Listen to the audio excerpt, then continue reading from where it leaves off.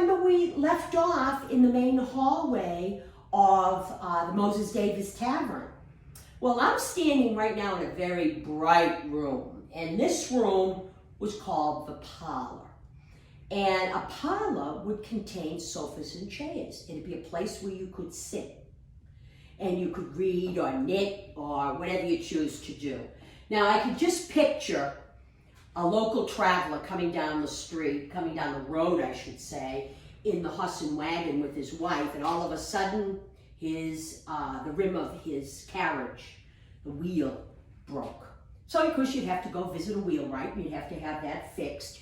And the wife might have been dropped off here, and she could be just sitting here, knitting while she waits for the carriage to be fixed. Then they might have a bite to eat and continue on their way. So this would have been a very pleasant room to sit and visit and meet other people.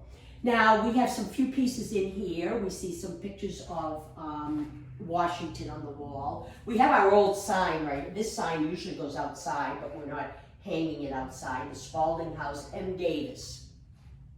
And you see the fish, the alewife, which the river was known for. I do want to point out that we have dishes in here, which might or might not have been stored in this room, but I'd like to show you this quilt. This quilt was called a crazy quilt, and it wasn't really until the middle 1800s that people started to take, particularly women, would start to take these scraps of cloth, many times silk, piece it together and make these quilts. And of course, this is a gorgeous quilt.